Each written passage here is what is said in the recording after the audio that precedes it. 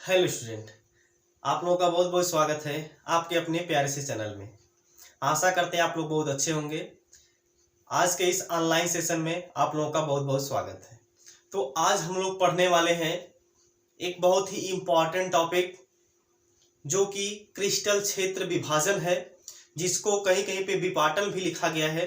यानी कि आज की क्लास में हम लोग पढ़ने वाले हैं क्रिस्टल क्षेत्र विभाजन, यानी क्रिस्टल क्षेत्र विपाटन बोलिए, जिसको इंग्लिश में क्या बोला जाता है, क्रिस्टल फील्ड स्प्लिटिंग बोला जाता है। यानी कि आज हम लोग जो डी ऑर्बिटल होता है उसकी स्प्लिटिंग पढ़ने वाले हैं, ठीक है ना। तो हम लोग कोऑर्डिनेशन केमिस्ट्री वाला लेसन पढ़ रहे हैं, यानी उपसा संयोजन यौगिक कोऑर्डिनेशन कंपाउंड वाला लेसन पढ़ रहे हैं हम लोग।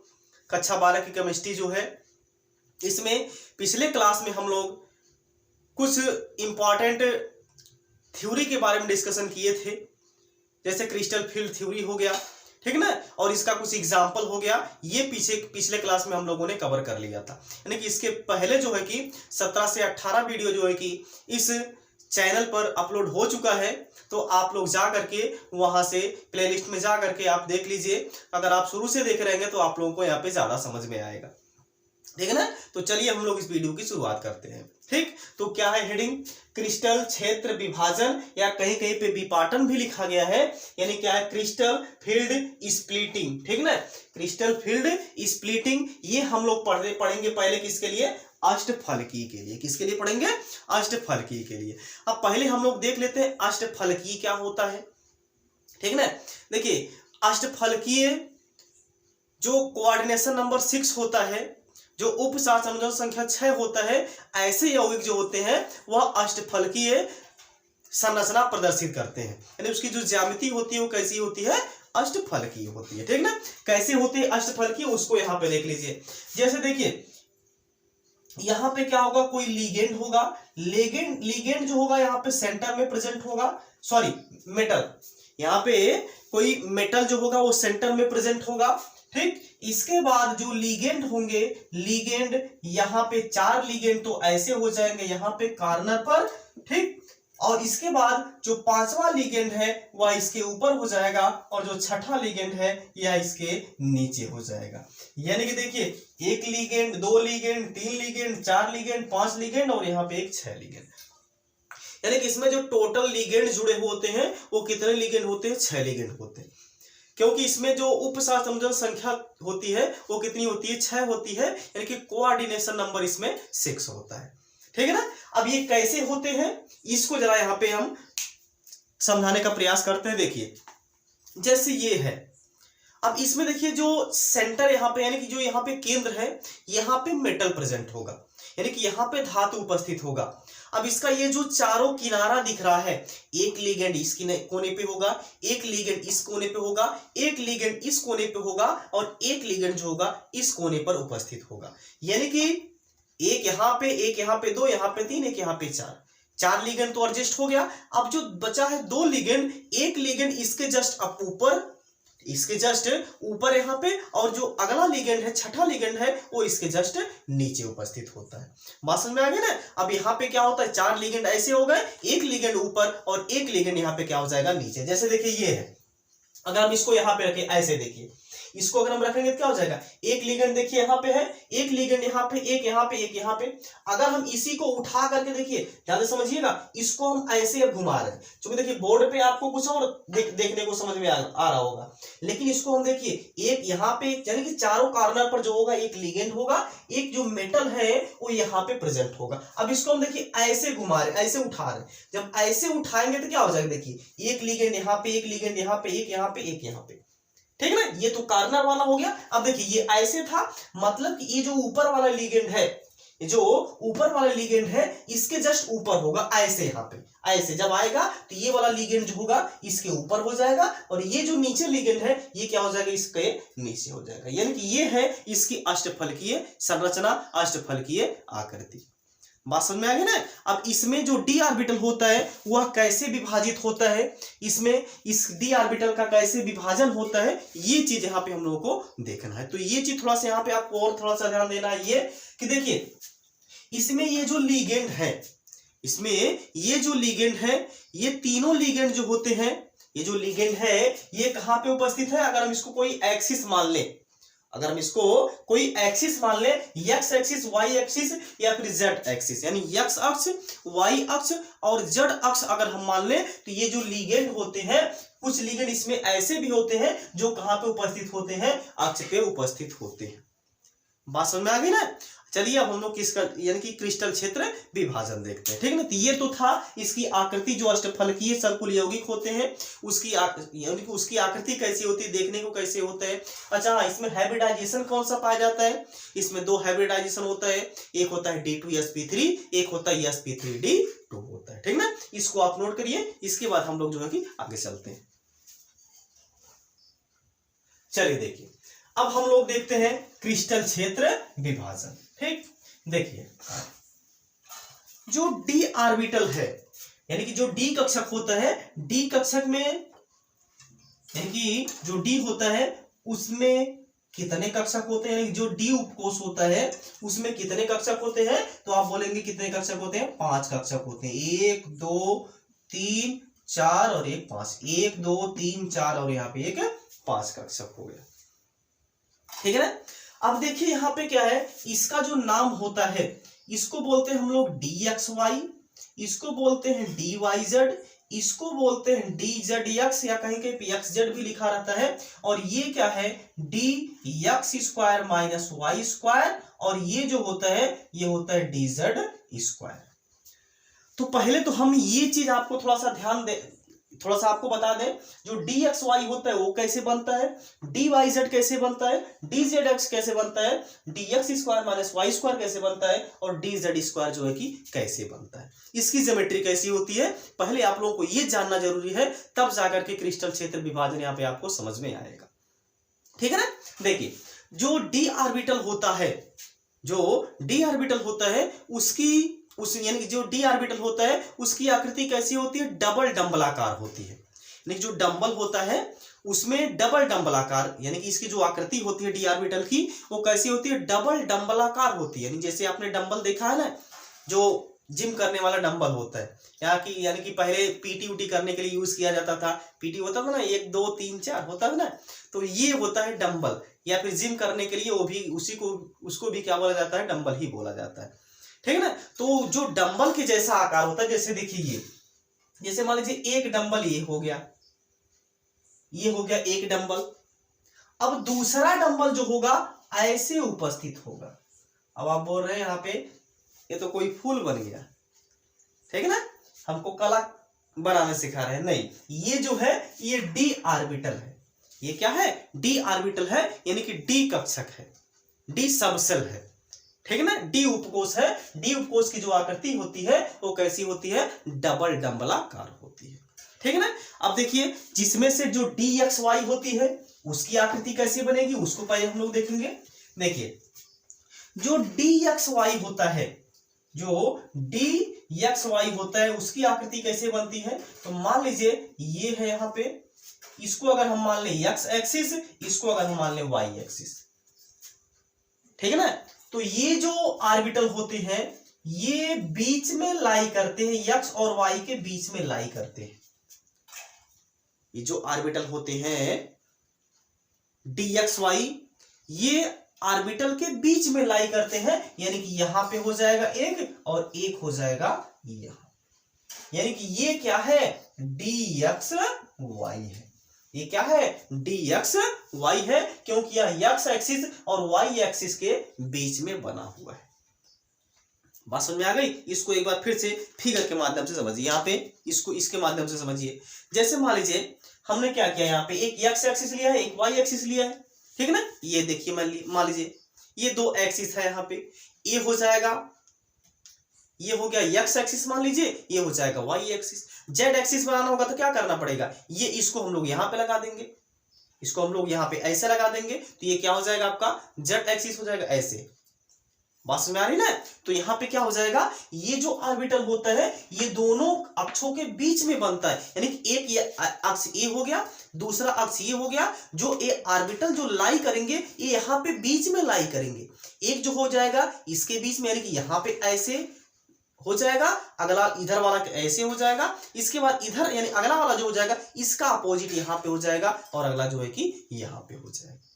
बात समझ में आ गई ना। यानी कि ये जो ऑर्बिटल होते हैं डी एक्स वाई, ये एक्स और वाई प्लेन के बीच में उपस्थित होते हैं। ठीक, उसी तरीके से जो डी वाई जेड है, जो डी वाई जेड है, ये भी वाई और जेड एक्सिस के बीच में बनते हैं। यानी कि अगर हम डी वाई जेड लें, ये भी मान लीजिए ये एक्सिस है, ये वाई है, ये मान लीजिए जेड है। अब ये जो ऑर्बिटल होंगे, ये जो डी एक्स वाई तो हो गया, डी वाई जेड जो बनेंगे या वाई और जेड के बीच में बनेंगे। यानी कि यहाँ पे ऐसे, यहाँ पे ये और यहाँ पे ऐसे कुछ बनेंगे। देखिए ये ऑर्बिटल भी क्या होते हैं, बीच में उपस्थित होते हैं।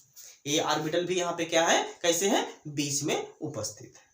बात समझ में आ गई ना। इसके बाद जो होता है डी जेड एक्स, जो डी जेड एक्स है, ये भी क्या होता है, एक्सिस के बीच में ही बनता है। यानी कि क्या है, डी जेड एक्स।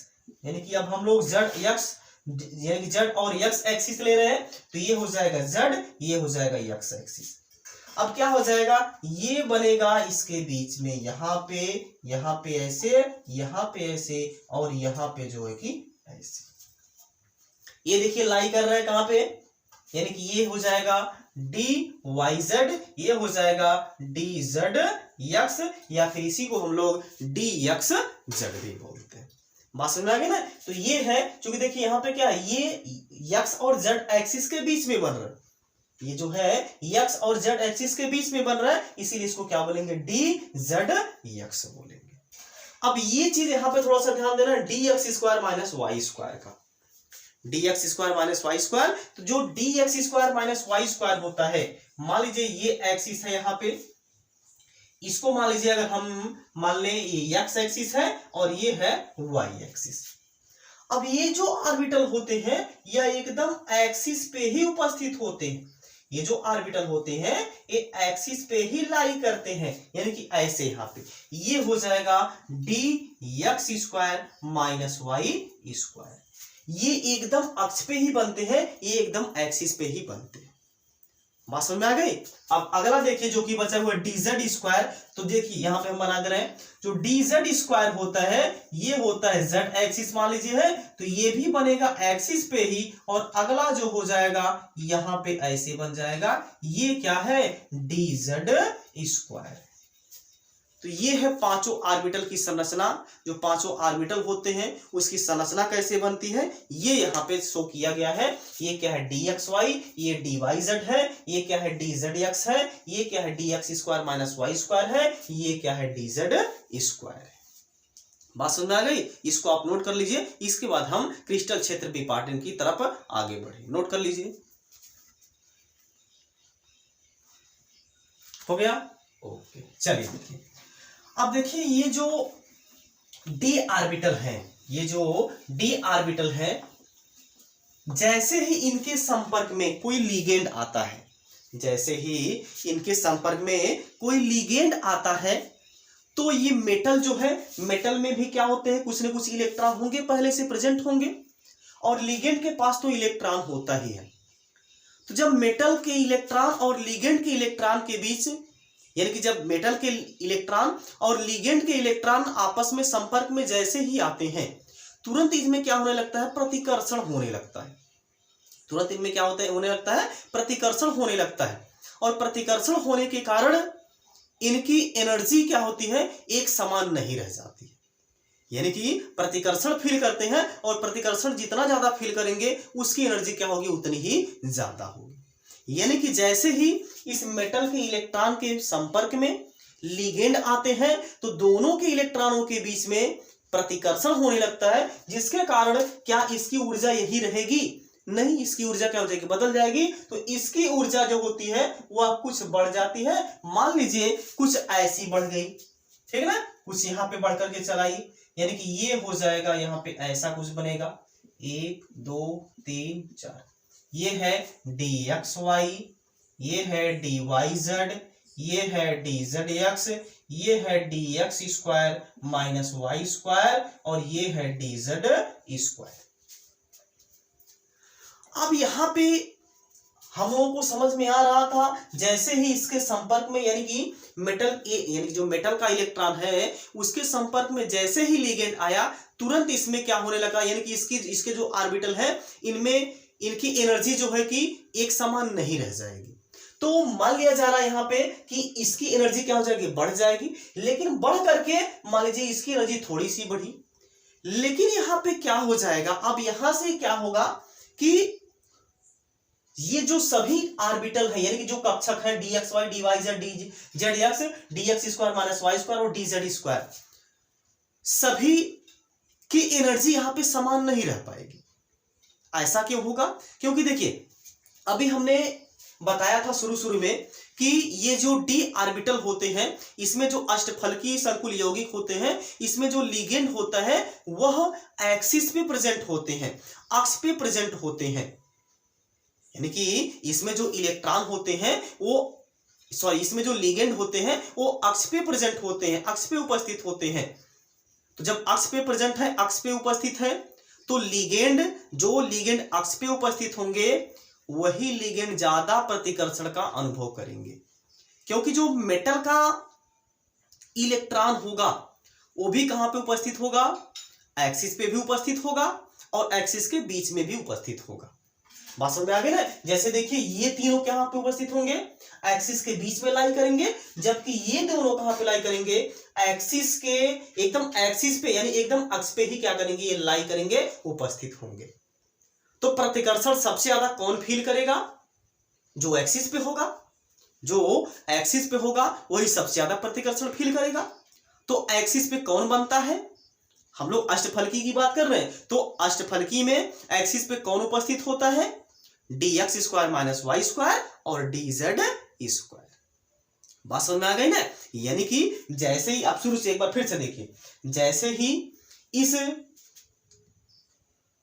मेटल के संपर्क में यानी कि मेटल के इलेक्ट्रॉन के संपर्क में लिगेंड के इलेक्ट्रॉन आते हैं तो दोनों एक दूसरे को प्रतिकर्षित करने लगते हैं। प्रतिकर्षित करने के कारण इसके एनर्जी में कुछ इजाफा हो जाता है, इसकी एनर्जी कुछ बढ़ जाती है। अब यहां पे कुछ बढ़ने का मतलब यह है कि यहां पे भी अपने आप को एग्जिस्ट नहीं कर पाते, क्योंकि कुछ ऑर्बिटल ऐसे होते हैं, कुछ कक्षक ऐसे होते हैं यहां पे जो ज्यादा प्रतिकर्षित अपने आप को फील करते हैं। जो ज्यादा अपने आप को प्रतिकर्षित फील करेंगे उसकी एनर्जी क्या होगी, उतनी ही ज्यादा होगी। और प्रतिकर्षण कौन ज्यादा फील करेगा, जो एक्सिस पे उपस्थित होगा, जो अक्ष पे उपस्थित होगा। क्योंकि अक्ष पे कौन उपस्थित होता है, लिगेंड उपस्थित होते हैं, अक्ष पे लिगेंड उपस्थित होते हैं। और जो डी ऑर्बिटल होते हैं उसमें जो एक्सिस पे उपस्थित होता है, लिगेंड का जो प्रभाव होता है सबसे ज्यादा उसी पे होता है। और लिगेंड एक्सिस पे उपस्थित है तो डी ऑर्बिटल यानी कि जो मेटल है उसका जो डी ऑर्बिटल है वो भी एक्सिस पे उपस्थित होगा, तो सबसे ज्यादा प्रतिकर्षण फील करेगा कौन, dx square minus Y square और dz स्क्वायर। ऐसा क्यों, क्योंकि ये दोनों कहां पे बनते हैं, एक्सिस पे बनते हैं, यानी अक्ष पे बनते हैं। मतलब इसकी एनर्जी यहां पे क्या होने वाली है, बढ़ने वाली है। अब यहां पे क्या हो जाएगा, ये ऑर्बिटल जो है दो पार्ट में जो होता है वो डिवाइड हो जाता है। ये ऑर्बिटल जो होता है वो दो पार्ट में डिवाइड हो जाता है, ठीक। एक को बोलते हैं T2G और दूसरे को बोलते हैं EG। एक को बोलते हैं क्या, T2G और दूसरे को क्या बोलते हैं, EG। यानी कि ये क्या हो जाएगा, T2G हो जाएगा, सॉरी ये क्या हो जाएगा, EG हो जाएगा, और ये क्या हो जाएगा, T2G हो जाएगा, ठीक है ना। इस ऑर्बिटल का नाम क्या हो जाएगा, dxy हो जाएगा, dyz हो जाएगा, dyz हो जाएगा, यानी कि dxy dyz हो जाएगा। इसके बाद क्या हो जाएगा, dzx हो जाएगा। और ये क्या हो जाएगा, dx square minus Y square हो जाएगा, और ये हो जाएगा dz स्क्वायर हो जाएगा। बात समझ में आ गई ना। अब ये है crystal field splitting in octahedral complex. एक बार फिर से इसको समझ लीजिए।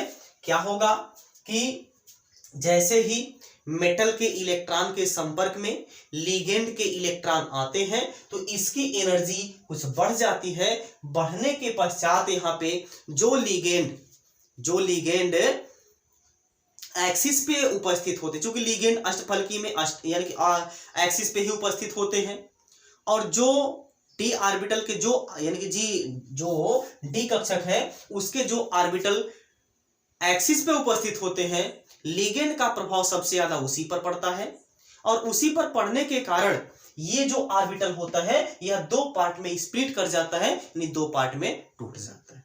क्योंकि इसकी एनर्जी क्या हो जाती है, ज्यादा हो जाती है। एनर्जी ज्यादा क्यों हो जाती है? क्योंकि ये अपने आप को ज्यादा प्रतिकर्षित फील करते हैं, अपने आप को ज्यादा प्रतिकर्षण फील करने यानी कि करते हैं। इनका प्रतिकर्षण सबसे ज्यादा होने लगता है, तो जिनका प्रतिकर्षण जितना ज्यादा होता है उसकी एनर्जी क्या होती है, उतनी ही ज्यादा होती है। तो यहाँ पे इसकी एनर्जी क्या हो जाती है, बढ़ जाती है, और इसकी एनर्जी क्या हो जाएगी उससे, हालांकि ये घटेगी नहीं, ये घटेगी नहीं। देखिए यहाँ पे, देखिए अगर देखा जाए तो ये देखिए यहाँ पे ये देखिए, तो क्या इसकी एनर्जी कम हो जाएगी?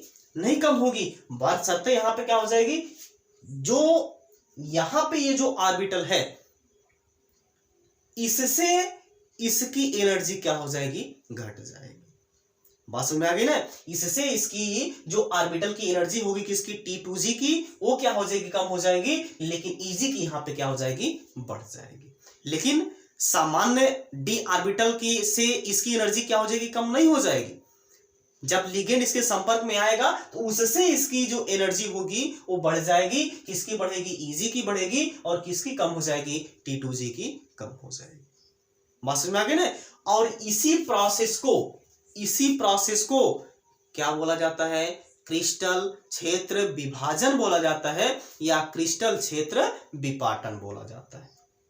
बात समझ में आ गई ना? इसी को क्या बोलते हैं, क्रिस्टल क्षेत्र विभाजन। इसी को बोला जाता है क्रिस्टल क्षेत्र विपाटन बोला जाता है, क्रिस्टल क्षेत्र विपाटन बोला जाता है, या विभाजन बोला जाता है, या इसी को हम यहाँ पे कहीं कहीं पे क्या लिखा गया है, विभाजन लिखा गया है, या कहीं कहीं पे क्या लिखा गया है, विपाटन लिखा गया है। अब यहाँ पे ये जो दोनों के एनर्जी का गैप है, ये जो दोनों के एनर्जी का गैप है उसको हम लोग डेल्टा नॉट यानी डेल्टा ओ से जो है कि इसको हम लोग रिप्रेजेंट करते हैं। इसको हम लोग क्या बोलते हैं, क्रिस्टल क्षेत्र विपाटन ऊर्जा इसको बोलते हैं। यानी कि जो डेल्टा नॉट है इसको क्या बोलते हैं, क्रिस्टल क्षेत्र विपाटन ऊर्जा इसको बोलते हैं। क्रिस्टल क्षेत्र विपाटन ऊर्जा जो है कि इसको बोलते हैं। बात समझ में आ गई? तो ये है अष्टफलकीय संकुल यौगिकों के लिए क्रिस्टल क्षेत्र विभाजन। इसमें Eg की एनर्जी क्या होती है, ज्यादा होती है, जबकि T2G की एनर्जी कम होती है। ऐसा क्यों होता है, तो ऐसा इसलिए होता है क्योंकि ये जो dx² - y² और dz² होते हैं ये एक्सिस पे ही उपस्थित होते हैं, और अष्टफलकी में जो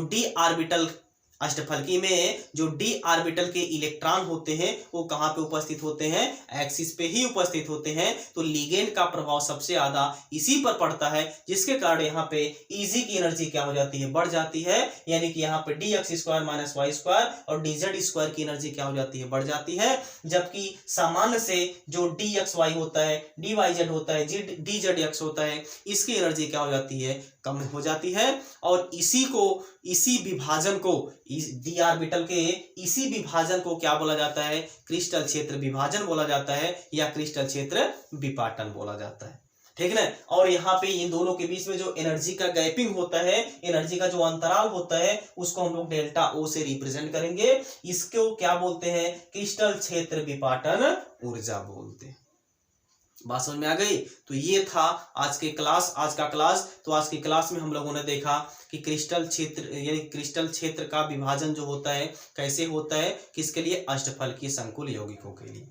ठीक है ना? अब अगले क्लास में हम लोग देखेंगे कि क्रिस्टल क्षेत्र विभाजन जो होता है वह चतुष्फलकीय यौगिकों में कैसे होता है, उसमें किसकी एनर्जी ज्यादा होती है, किसकी एनर्जी कम होती है। अगले क्लास में हम लोग इसके बारे में डिस्कशन करते हैं। ठीक है ना? तो अब आज के लिए बस इतना ही। अब मिलते हैं नेक्स्ट क्लास में। जहाँ पे भी रहिए आप लोग स्वस्थ रहिए, मस्त रहिए, अपने माता पिता का ख्याल रखिए। अब मिलते हैं नेक्स्ट क्लास में। जय हिंद, जय भारत।